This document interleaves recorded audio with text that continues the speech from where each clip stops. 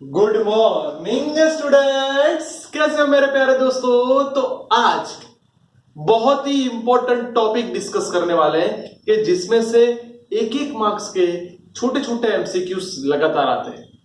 दोस्तों ये सारी चीजें ऐसी है जो आपकी नीट में भी आ सकती है, क्योंकि हर बार वो कैलकुलेशन वाला एमसीक्यू नहीं रहेगा। कई बार ऐसा होगा जिसमें आपका थोड़ा नॉलेज चाहिए, आपको जो रीडिंग किया उसमें से वर्ड्स निकालने पड़ेंगे। तो दोस्तों याद करते हैं, सबसे पहले आपने न्यूक्लियर फिशन पढ़ लिया। जैसे हमारा न्यूक्लियस है वो दो ऑलमोस्ट पार्ट में डिवाइड हो। आपको याद होगा अल्फा बीटा गामा, इन सबको आपने समझा। जैसे अल्फा में से कुछ और बना, यानी ये हमारा पेरेंट न्यूक्लियस था, डॉटर न्यूक्लियस प्लस अल्फा। आज जो हम डिस्कस करने वाले हैं कि इसके ऑलमोस्ट इक्वल दो पार्ट हो जाए, यानी हर एक में ऐसा पॉसिबल नहीं है जिसका मॉलिक्यूल वेट 230 से ज्यादा होगा। 230 से जिसका मॉलिक्यूल वेट ज्यादा होगा वो इक्वल, ऑलमोस्ट इक्वल दो पार्ट में डिवाइड होगा, जिसे बोला जाएगा दोस्तों न्यूक्लियर फिशन।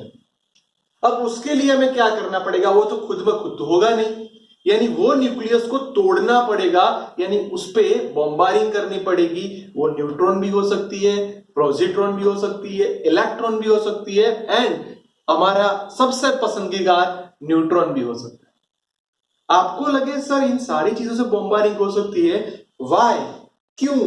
ये न्यूट्रॉन सबसे अच्छा है, बेस्ट प्रोजेक्टाइल है। क्यों दोस्तों? क्योंकि न्यूट्रॉन याद करो चार्जलेस है। चार्जलेस है इसका मतलब अगर हम उसको बॉम्बारिंग करेंगे तो जो न्यूक्लियस का पॉजिटिव चार्ज है, पॉजिटिव पॉजिटिव, सपोज हमने अल्फा पार्टिकल की बॉम्बारिंग की तो अल्फा का अपना पॉजिटिव, न्यूक्लियस का अपना पॉजिटिव, पॉजिटिव पॉजिटिव क्या होगा, कोलंबियन फोर्स लगेगा, जो कोलंबियन रिपल्सिव फोर्स होगा। जबकि हम तो क्या डाल रहे हैं, न्यूट्रॉन डाल रहे हैं। अब न्यूट्रॉन तो आपने पहले ही बोल दिया चार्जलेस है, यानी उसको कोई भी ये कोलंबियन फोर्स की इफेक्ट नहीं लगेगी। तो सबसे अच्छा याद रखना दोस्तों, बेस्ट प्रोजेक्टाइल है कौन सा, न्यूट्रॉन। जो हमारे रूम टेम्परेचर के अंदर जो न्यूट्रॉन काम करता है उसको दोस्तों बोला जाता है थर्मल न्यूट्रॉन। क्या बोले थे दोस्तों, थर्मल न्यूट्रॉन। आपको लगे सर ये आप न्यूक्लियस को तोड़ के एनर्जी जनरेट कर रहे हो तो उससे क्या बेनिफिट होगा। दोस्तों आप सब जानते हो कि आपके घर पे जो बिजली आती है वो पावर स्टेशन में जनरेट होती है, यानी उनको जनरेटर चाहिए। ज्यादातर आप टॉरेंट ले लो, है ना, यूजीवीसीएल ले लो, कोई भी कंपनी ले लो, वो ज्यादातर जो हमारा कोयला होता है वो कोयला को जलाती है, द कॉल को जलाती है, और उसमें से एनर्जी प्रोड्यूस होती है। अगर आपने देखा होगा तो कई बार जो नर्मदा है उसका पानी को पहले स्टोर किया जाता है, फिर वो पानी को नीचे गिराया जाता है, उसके कारण टरबाइन फरता है। तो ये हमारा हाइड्रो जनरेटर हुआ। पर दोस्तों क्या हो रहा है आपको ये देखना पड़ेगा, क्योंकि कॉल है उसके कारण जो एनर्जी मिल रही है 10⁷ जूल। आपको ये करना है कि 1 किलोग्राम कॉल के कारण इतनी एनर्जी मिल रही है, तो कुछ भी करो एनर्जी ज्यादा प्रोड्यूस करो। क्योंकि डे बाय डे कितने घर्स बन, कितने कितने आपने देखा हो, कितने फ्लैट्स, कितनी सारी सिस्टम्स बन रही है ना, रियल एस्टेट के अंदर घर, ऑफिस, फ्लैट्स, इन सबको इलेक्ट्रिसिटी चाहिए। कोई भी टाउन, छोटा का छोटा सा टाउन होगा, उनको भी इलेक्ट्रिसिटी चाहिए। तो इस सब जगह पे हमें इलेक्ट्रिसिटी पहुंचानी पड़ेगी, यानी हमें ज्यादा एनर्जी प्रोड्यूस करनी पड़ेगी। तो सीधी सी बात दोस्तों, उसके लिए हमने क्या सोचा कि हम लोग इससे ज्यादा एनर्जी मिले तो न्यूक्लियर एनर्जी, जो नॉर्मल केमिकल एनर्जी होती है, थर्मल एनर्जी होती है, उससे 10⁶ गुना, 10⁶ गुना एनर्जी प्रोड्यूस करती है। अगर आपको पता होगा, आपने लैंथेनाइट श्रेणी पढ़ा है, लैंथेनाइट सीरीज पढ़ा है, तो आपको क्लियर होगा कि यूरेनियम होता है, उसमें 1 किलोग्राम यूरेनियम लो तो उसमें जो एनर्जी जनरेट होगी वो 10⁻14 जूल होगी। तो आप समझ गए होंगे दोस्तों कि क्या बेहतरीन चीज है। आप देख सकते हो कितनी ज्यादा एनर्जी प्रोड्यूस हुई। क्यों? क्योंकि आपने उस पर बॉम्बारिंग किया, किसका, न्यूट्रॉन का, वो भी कैसा, थर्मल न्यूट्रॉन। और उसके कारण जो उसका बड़ा सा हैवी न्यूक्लियस था वो दो पार्ट के अंदर डिवाइड हो गया, यानी डिसइंटीग्रेट हो गया। तो देखते हैं, व्हेन अ स्लो न्यूट्रॉन, ऐसा नहीं कि फास्ट न्यूट्रॉन भेजो, स्लो न्यूट्रॉन भेजोगे इफेक्ट ज्यादा मिलेगी। When a slow neutron is bombard on the nucleus of uranium, is breaks two equal parts, यानी दो इक्वल पार्ट के अंदर उसको डिवाइड किया जाएगा, तो ये हो गया हमारा न्यूक्लियर फिशन। अब दोस्तों क्या हो रहा है कि ये चीज डिपेंड करती है कौन सा न्यूट्रॉन जनरेट हो रहा है, कितने न्यूट्रॉन जनरेट हो रहे हैं। जैसे कि आप देखो यूरेनियम 92-235, उसमें मैंने एक न्यूट्रॉन डाला तो ये आप सब जानते हो कि बढ़ जाएगा, नीचे कोई फर्क नहीं पड़ेगा। अब सर लेफ्ट हैंड साइड पे तीनों इक्वेशन देखो सेम ही है, पर जब राइट हैंड साइड पे गए दोस्तों, मोस्ट टाइम भी एमसीक्यू में आता रहता है, राइट हैंड साइड पे गए तो वो चीज देखो, कई बार 3 न्यूट्रॉन, 4 न्यूट्रॉन, 2 न्यूट्रॉन, उसके हिसाब से हमें ये चाइल्ड या डॉटर न्यूक्लियस मिलते जाएंगे। जैसे कि हमारे पास 3 न्यूट्रॉन जनरेट हो रहे हैं, तो याद रखने के लिए बकरी, बीए क्या बकरी, तो 3 बकरी है मेरे पास, 3 बकरी है मेरे पास, 4 सबनम है मेरे पास, 4 सबनम है मेरे पास, 2 एक्सीएसआर, 3 बकरी 4 सबनम 2 एक्सीएसआर, 3 बकरी 4 सबनम 2 एक्सीएसआर। देखो दोस्तों ये पूरा इक्वेशन आपके माइंड में सेट, आपको लगे सर ये न्यूट्रॉन की एनर्जी कितनी होगी, ये जो प्रोसेस हो रही है उसके अंदर यूरेनियम के कारण कितनी एनर्जी प्रोड्यूस होगी, तो दोस्तों वो भी देखने वाली बात है। आपका जो फिशन होगा उसके कारण जो न्यूट्रॉन जनरेट होगा उसके पास 2 मेगा इलेक्ट्रोवोल्ट है, और जो यूरेनियम है ये जो प्रोसेस हो रही है उसके कारण 200 mega electronvolt, neutron 2 mega electronvolt, process 200 mega electronvolt. दोस्तों कितनी ज्यादा एनर्जी प्रोड्यूस हुई, ये जो एनर्जी प्रोड्यूस हो रही है वो जो अलग अलग डिसइंटीग्रेशन होने वाले पार्ट्स हुए उनकी kinetic energy, fission and gamma, आप सब जानते हो गामा रेज यानी फोटोन के स्वरूप में हमें मिलेगी, तो हमें ज्यादा एनर्जी मिलेगी।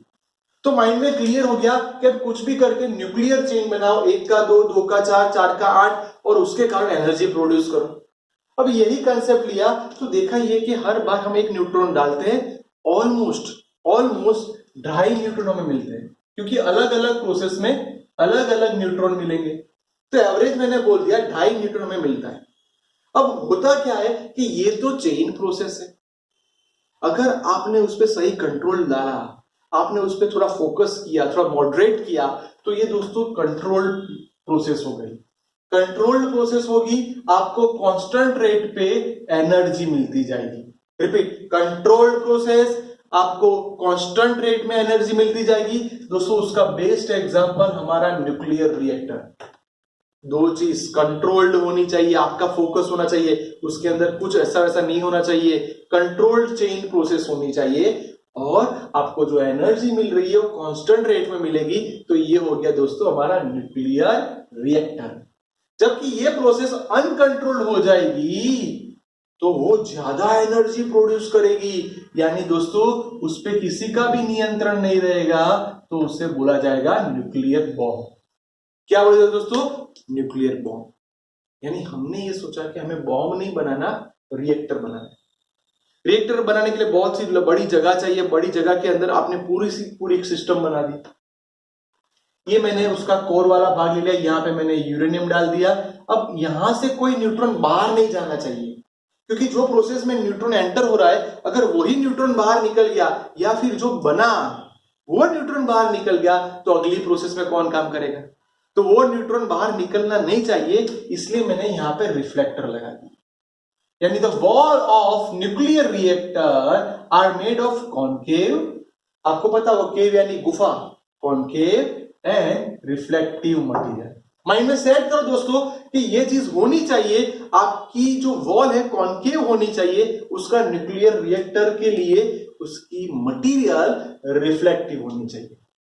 पहली बात क्लियर हो गई, आपने न्यूट्रॉन को ध्यान में रखा है, न्यूट्रॉन बाहर जाने नहीं चाहिए, उसके लिए भी आपको मॉडरेटिंग करना पड़ेगा। तो कौन कौन से मॉडरेटर चाहिए? शॉर्टकट WHGB, WHGB, गज्जब, इसको याद रखने के लिए गज्जब। क्यों वाह गज्जब, क्यों वाह गज्जब। W यानी वाटर, H यानी हैवी वाटर, वाह गजब, वाह गजब। G यानी ग्रेफाइट, B यानी बेरिलियम ऑक्साइड। तो दोस्तों मॉडरेटर कौन सा है? गजब। बोलो वाह गजब। मॉडरेटर कौन सा है? वाह गजब। यानी ये जो मॉडरेटर है वो न्यूट्रॉन पे ध्यान रखेंगे, वो न्यूट्रॉन को बाहर नहीं जाने देंगे, तो न्यूट्रॉन वाली प्रोसेस सही मायने में होती रहेगी। दोस्तों ये तो प्रोसेस जो हो रही है उसके अंदर इतनी सारी हीट एनर्जी प्रोड्यूस हो रही है कि उसका अंदर का टेम्परेचर एक सन के हिसाब से 10⁶ केल्विन हो जाएगा। तो दोस्तों ये ब्लास्ट हो सकता है, तो उसको हमें ठंडा करना पड़ेगा, कूलेंट्स डालने पड़ेंगे। तो कौन कौन से कूलेंट्स है वो याद रखो, MWG।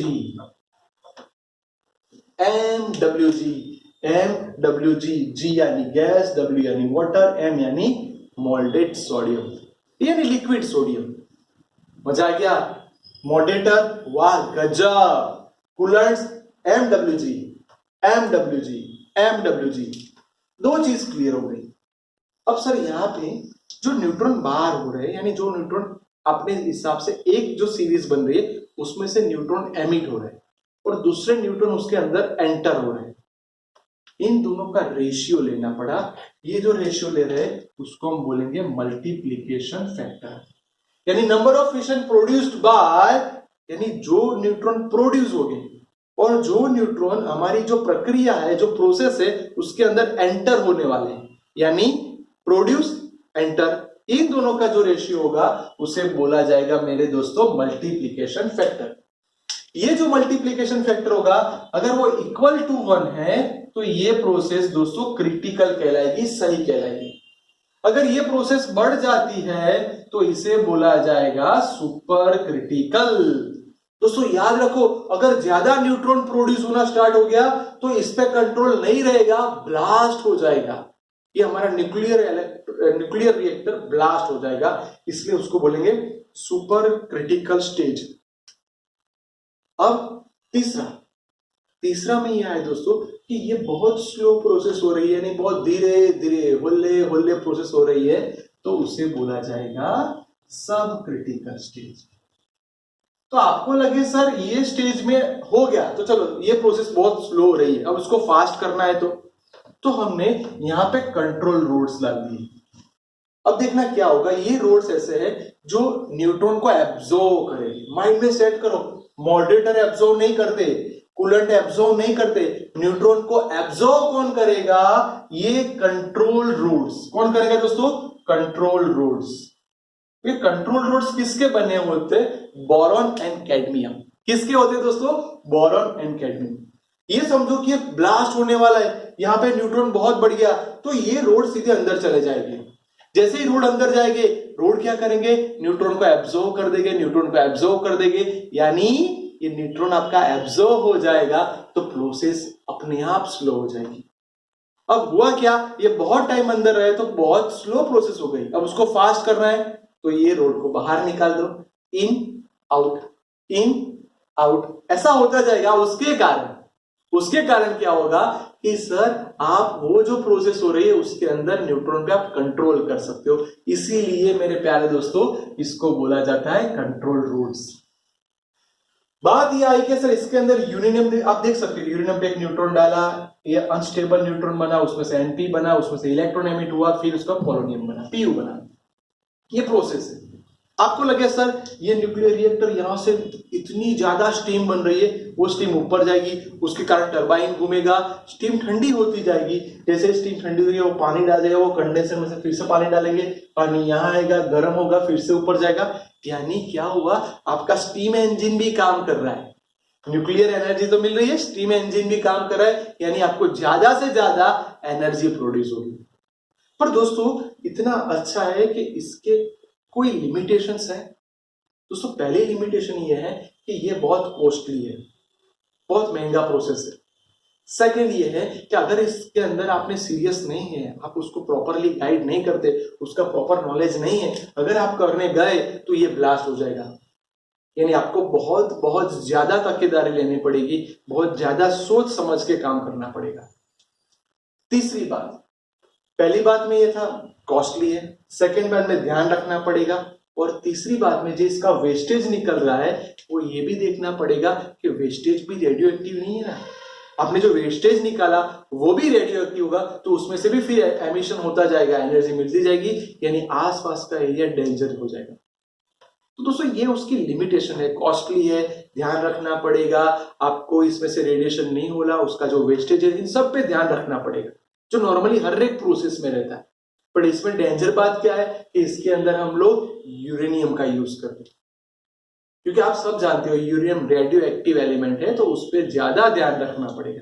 तो दोस्तों आपके सामने ये दोनों थियरम मैंने लिख दिए जिसमें से एमसीक्यूज आते रहते हैं, तो please please please my dear students उसको अच्छे से देख लीजिए, पक्का कर दीजिए, है ना, 2 बार लिख दो बेटा।